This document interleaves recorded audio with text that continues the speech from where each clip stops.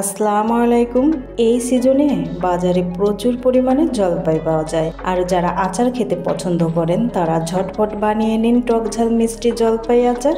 এই আচারটা 1 বছর সংরক্ষণ করতে পারবেন রোদের ঝামেলা ছাড়াই। চলুন এবার দেখে নেওয়া যাক পুরো প্রস্তুত প্রণালী। এখানে আমি 1 কেজির মতো জলপাই খুব ভালোভাবে ধুয়ে পরিষ্কার করে নিয়েছি। এখন আমি জলপাইগুলোকে কিভাবে কেটে নিব একটু দেখাচ্ছি।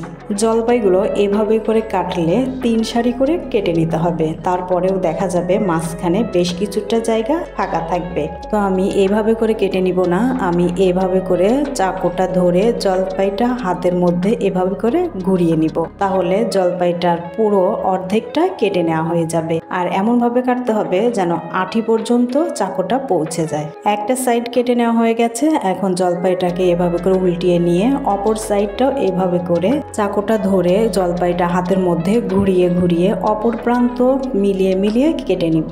এভাবে করে জলপাইগুলো কেটে নিলে পুরো জলপাইটাই কেটে নেওয়া হয়ে যাবে, একটু জায়গাও ফাঁকা থাকবে না। তাই আমি সবগুলো জলপাই এভাবে করে কেটে নিব। এতে করে ঝাল মশলা মিষ্টি জলপাইয়ের মধ্যে খুব ভালোভাবে পৌঁছে যাবে আর অনেক বেশি জুচি হবে। এভাবে করে আমার সবগুলো জলপাই কেটে নেওয়া হয়ে গেছে। এখন আচারের জন্য একটা মশলা বানিয়ে নিচ্ছি। 6টা শুকনো মরিচ একটুখানি টেলে নিয়ে দিয়ে দিচ্ছি 1 চা চামচ গোটা ধনিয়া, 1 চা চামচ জিরা, 1 চা চামচ মৌরি আর 1 চা চামচ সরিষা। এখন মশলাগুলো হালকা একটু তেলে মুচমুচে করে ভেজে নিয়ে মশলাগুলোকে গুঁড়ো করে নিচ্ছি। মশলাগুলো গুঁড়ো করে নেওয়া হয়ে গেছে। এখন চুলায় একটা প্যান বসিয়ে দিয়ে দিচ্ছি 1 কাপ সরিষার তেল। এর মধ্যে দিয়ে দিচ্ছি 2টা শুকনো মরিচ, 2 টুকরো দারচিনি, 2টা এলাচ, একটা তেজপাতা মাঝখান দিয়ে ছিঁড়ে নিয়ে আর 1 চা চামচ পাঁচফোড়ন। ফোড়নটাকে একটু নেড়ে চেড়ে ভেজে নিয়ে এর মধ্যে দিয়ে দিচ্ছি 1/2 টেবিল চামচ রসুন বাটা, 1/4 চা চামচ হলুদের গুঁড়া আর 1/4 চা চামচ মরিচের গুঁড়া। এতে করে খুব সুন্দর একটা কালার আসবে। নেড়ে চেড়ে রসুনের কাঁচা গন্ধটা যাওয়া পর্যন্ত ভেজে নিয়ে দিয়ে দিচ্ছি 2 টেবিল চামচ সরিষা বাটা।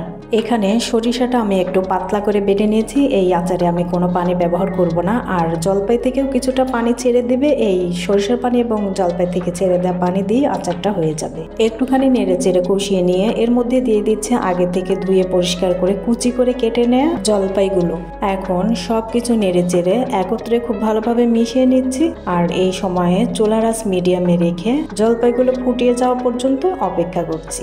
যখন এরকম ফুটে গেছে ওই পর্যায়ে দিয়ে দিচ্ছি 1 কাপ চিনি। নেড়ে চেড়ে চিনিটা মিশিয়ে নিয়ে এর মধ্যে দিয়ে দিচ্ছি স্বাদ মতো লবণ। নেড়ে চেড়ে যখন চিনির পানিটা টেনে এরকম আঠালো হয়ে আসবে ওই পর্যায়ে এর মধ্যে দিয়ে দিচ্ছি আগে থেকে গুঁড়ো করে নেওয়া মশলা থেকে 1.5 টেবিল চামচ, আর দিয়ে দিচ্ছি 2 টেবিল চামচ ভিনেগার। ভিনেগার দিলে আচারটা বছর জুড়ে ভালো থাকবে, রোদে দেওয়ার কোনো ঝামেলা থাকবে না। এখন নেড়ে চেড়ে ভালোভাবে মশলাটা মিশিয়ে নিয়ে মিনিট 2 জাল করে নিব। ভিনেগার দেওয়ার পর আচারটা খুব বেশি সময় জাল করা যাবে না। যখন আচারটা এরকম আঠালো আর জুচি হয়ে আসবে ওই পর্যায়ে চুলা থেকে নামিয়ে নিচ্ছি। দেখতেই পাচ্ছেন জলপাইয়ের প্রতিটা স্লাইসের মধ্যে ঝাল মশলা মিষ্টি খুব ভালোভাবে পৌঁছে গেছে আর অনেক বেশি লোভনীয় আর টেস্টি হয়েছে। আর রেসিপিটা ভালো লাগলে চ্যানেলটা সাবস্ক্রাইব করে পেজটা ফলো দিতে যেন ভুলবেন না। সবাই অনেক বেশি ভালো থাকবেন। আল্লাহ হাফিজ।